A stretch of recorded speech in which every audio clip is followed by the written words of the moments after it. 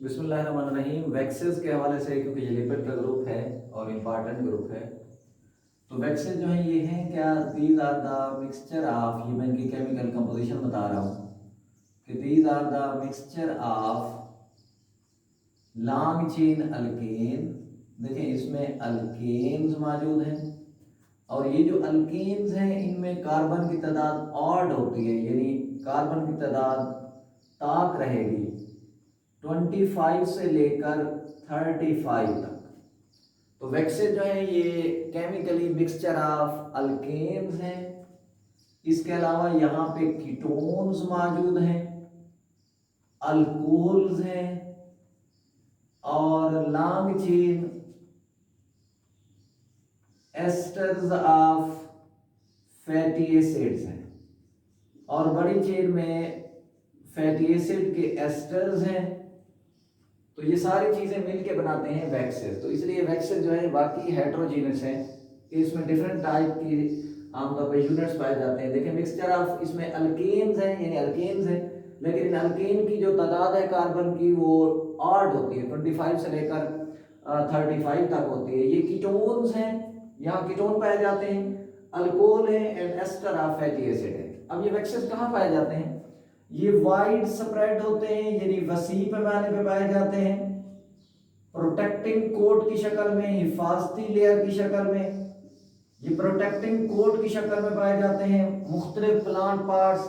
मसलन अगर मैं फ्रूट के हवाले से बात करूं जी, सीड के हवाले से होगी बात जी, लीव्स के हवाले से बात होगी, तो इन प्लांट के जो पार्ट्स हैं उनको ये प्रोटेक्ट करते हैं अगेंस्ट द वाटर लॉस, ताकि पानी जाया ना हो।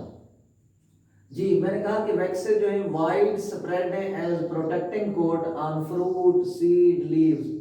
मसलन आप फ्रूट के बारे से बात करें तो आप एप्पल में देखते हैं कि ग्लिटर आ रही होती है, तो उसके ऊपर जो चमक आ रही है वो due to presence of waxes है। तो वैक्सेस की जो ऊपर तह मौजूद है ये उसे वाटर लॉस से बचाती है। इसी तरह सीड्स हैं, लीव्स हैं। अब लीव्स के ऊपर जो लेयर होती है क्यूटिकल, लीव्स की जो एपिडर्मस है उसके आमतौर पे चाहे अपर एपिडर्मस है जो चाहे लोअर एपिडर्मस है, वहां एक पतली सी बारीक तय होती है क्यूटिकल। क्यूटिकल जिस मेटेरियल से बनी होती है क्यूटन नाम देते हैं और क्यूटन एग्जांपल है वैक्सेस की। तो ये वैक्सी लेयर होती है क्यूटिकल। तो वैक्सी लेयर होने की वजह से ये भी प्लांट को वाटर लॉस से प्रोटेक्ट करती है।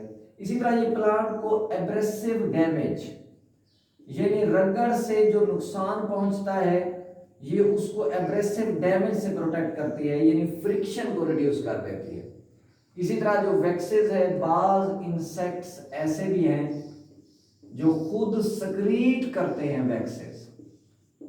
मतलब मैं बात करूं कि ये हनी बीज हैं जी, हनी बीज हैं या आमतौर पे वास्प है, भीड़ है, तो इनमें ये होता है कि ये जो छत्ता बनाते हैं ये वैक्सेस का होता है। तो इसका मतलब ये होता है ये खुद सक्रीट करते हैं। तो सम इंसेक्ट जो है ये वैक्सेस को सक्रीट करते हैं, खुद खारिज करते हैं।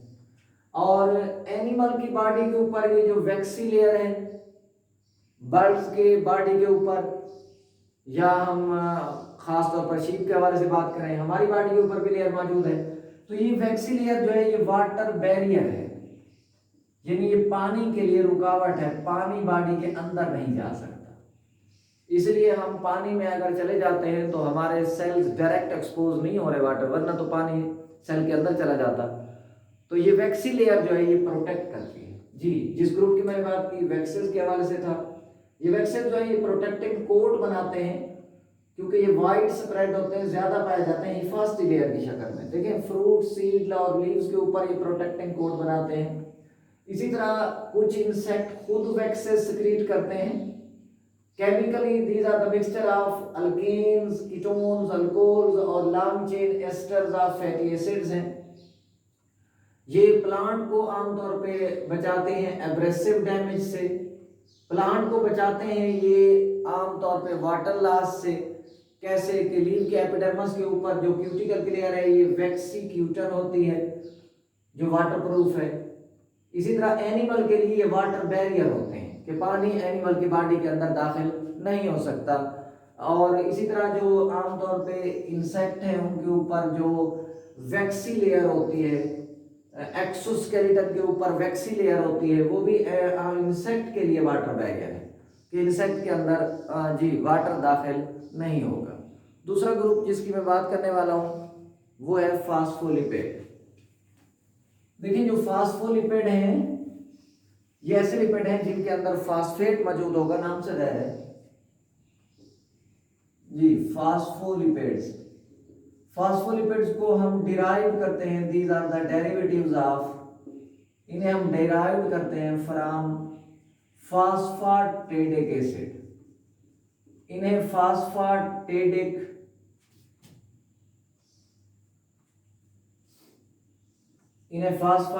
एसिड से डिराइव करते हैं, बनाते हैं, अखज करते हैं। अब फास्फाटेडिक एसिड में तीन चीजें होती हैं जी, यहां 2 फैटी एसिड्स होंगे जी, और दूसरा यहाँ ग्लिसरॉल होता है, और तीसरा यूनिट इनका फास्फोरिक एसिड है। तो देखें तीन चीजें मिलकर बनाती हैं फास्फाटेडिक एसिड। तो phosphatidic acid contains fatty acid, glycerol and phosphoric acid. अब अगर हमने फास्फोलिपिड बनाने हैं फास्फाटेडिक एसिड से डिराइव करेंगे। कैसे डिराइव करेंगे कि हम फास्फाटेडिक एसिड में कोई नाइट्रोजन कंटेनिंग बेस डाल देते हैं, और ये जो नाइट्रोजन कंटेनिंग बेस है जो इसके अंदर डाल देंगे, ऐड कर देंगे, तो अब ये fatty acid, glycerol, phosphoric acid और प्लस नाइट्रोजन बेस, तो अब ये बन जाएंगे फास्फोलिपिड्स। इसका मतलब है कि फास्फाटेडिक एसिड से हमने फास्फोलिपिड को डिराइव कर लिया है। तो जब ये तीन चीजें हैं तो फास्फाटेडिक एसिड है। जब इन तीन चीजों के साथ साथ चौथी हम ऐड कर दें कोई बेस, नाइट्रोजन कंटेनिंग बेस, तो अब ये बन जाएंगे फास्फोलिपिड। अगर हम नाइट्रोजन कंटेनिंग बेस कौन सी डालते हैं, देखें सीरीन यहाँ ऐड कर सकते हैं, कोलिन ऐड कर सकते हैं, इथानॉल, अमाइन डाल सकते हैं, ये चीजें हम यहाँ ऐड कर सकते हैं। मिसाल के तौर पे अगर फास्फाटेडिक एसिड है, अगर उसमें हम कोलिन डाल दें, कोलिन ऐड कर दें, तो अब ये बन जाएगा फास्फाटाइडाइल कोलिन। तो फास्फाटाइडाइल जो कोलिन होगा प्लस वाटर मॉलिक्यूल भी होगा, तो फास्फाटाइडाइल जो कोलिन बनेगा ये अब फास्फोलिपिड है। और मोस्ट इंपॉर्टेंट फास्फोलिपिड जो है फास्फाटाइडाइल कोलिन है, और ये कहां पाया जाता है, ये आमतौर पे सेल मेम्ब्रेन के अंदर मौजूद है। अब मैं पहले फास्फाटेडिक एसिड को ड्रा कर लेता हूं। देखो यहां उसने फैटी एसिड और ग्लिसरॉल और फास्फोरिक एसिड की बात की है, तो फैटी एसिड का जनरल फार्मूला आपने पहले ड्रा किया और ये इस तरह बना लेते हैं। हम यूं भी लिख सकते हैं COROH, ये देखिए मैं यूं भी लिख सकता हूं CORGOH, ये एक फैटी एसिड हो गया।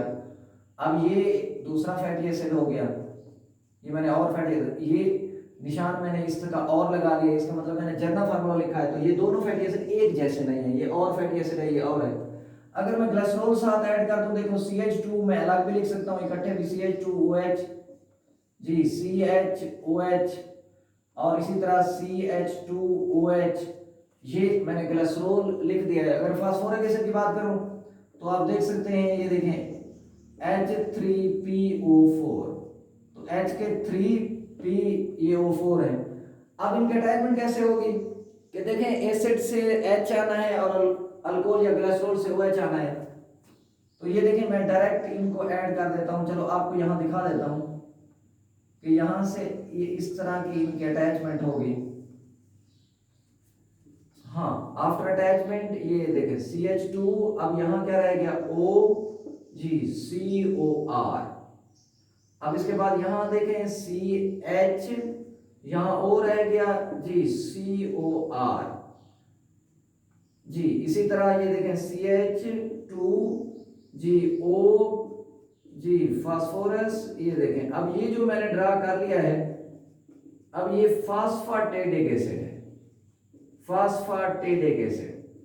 अब ये फास्फाटेडिक एसिड है, आप देख सकते हैं इसमें तीन चीजें हैं, एक ग्लिसरॉल है, 2 फैटी एसिड है और फास्फोरिक एसिड है। हाँ, कार्बन 1 और 2 से 2 फैटी एसिड अटैच हैं, कार्बन 3 से फास्फोरिक एसिड अटैच है। अगर मैं इसमें आमतौर पे कोलिन ऐड कर दो ताकि ये फास्फोलिपिड बन जाए। तो कोलिन का फार्मूला है, ये देखें जी, CH2OH CH2N प्लस CH3 तो देखें फास्फेट का यहाँ से H और यहाँ से OH, तो ये वाटर मॉलिक्यूल डायरेक्ट मैं यहाँ ऐड कर रहा हूँ, वाटर मॉलिक्यूल बन गए और इसकी बॉन्डिंग डेवलप हो जाएगी। देखें CH2 के साथ CH2 जी N प्लस और CH3 और प्लस वाटर मॉलिक्यूल बन गया। तो इसका मतलब ये जो अब मैंने लिखा है ये अब फास्फाटाइडिक एसिड नहीं है, अब ये फास्फाटाइडाइल कोलीन है। इसे हम दूसरा नाम देते हैं लेसिथिन।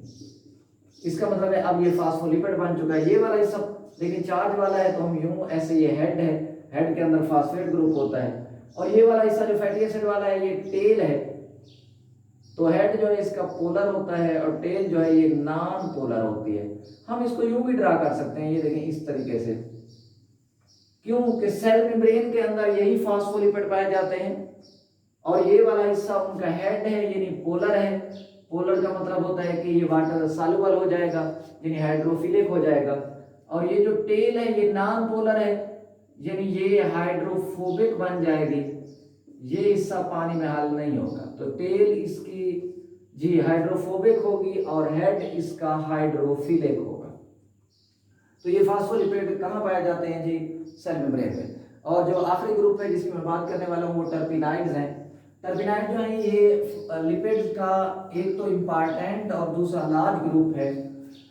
इनके अंदर जो यूनिट रिपीट होती हैं उन्हें कहते हैं एसोप्रिनाइड यूनिट। तो इसका मतलब ये हुआ कि इनके अंदर एक ही किस्म की यूनिट होती हैं, वो बार बार रिपीट होती हैं टर्पिनाइड्स के अंदर। तो टर्पिनाइड जो है ये आमतौर पे जी एक लार्ज और दूसरा ये इम्पॉर्टेंट ग्रुप हैं, और ये बार बार जिस यूनिट से बनते हैं रिपीट होने से, तो रिपीटेड जो यूनिट है उन्हें कहते हैं एसोप्रिनाइड यूनिट। एसोप्रिनाइड यूनिट जो है, मतलब फर्ज करें ये एक एसोप्रिनाइड यूनिट है, 1 2 3 4 और ये 5 कार्बन होते हैं, ये एक एसोप्रिनाइड यूनिट है। अब इस एसोप्रिनाइड यूनिट के ये देखिए कंडेंस होने के, मिलने के तरीके होते हैं मुख्तलिफ। ये एक तरीका है तो एक किस्म का मॉलिक्यूल बन गया। देखिए ये इनका दूसरा तरीका है तो ये दूसरे किस्म का मॉलिक्यूल बन गया। तो एसोप्रिनाइड यूनिट के कंडेंस होने के, इकट्ठे होने के तरीके डिफर, तो इससे टर्पिनाइड भी बनेंगे डिफर। मसलन इनसे रबर बन सकते हैं, इनसे कैरोटीनाइड बन सकते हैं जो पिगमेंट है, और इनसे स्टीराइड बन सकते हैं जो सेक्स हार्मोन है, इनसे मुख्तलिफ किस्म के जी कोलेस्ट्रॉल्स, विटामिन्स जी ये सारे बन, all these are the example of टर्पिनाइड्स।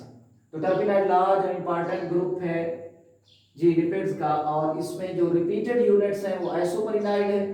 अब एसोप्रिनाइड ये एक यूनिट मैंने ड्रा की है, तो इसी तरह जब कई यूनिट मुख्तलिफ तरीकों से इकट्ठी होंगी तो डिफरेंट तरह के टर्पिनाइड्स बनते हैं। मसलन स्टीराइड बन जाते हैं, कोलेस्ट्रॉल है, रबर है, कैरोटीनाइड है, विटामिन्स हैं एंड सो ऑन। अल्लाह हाफिज़।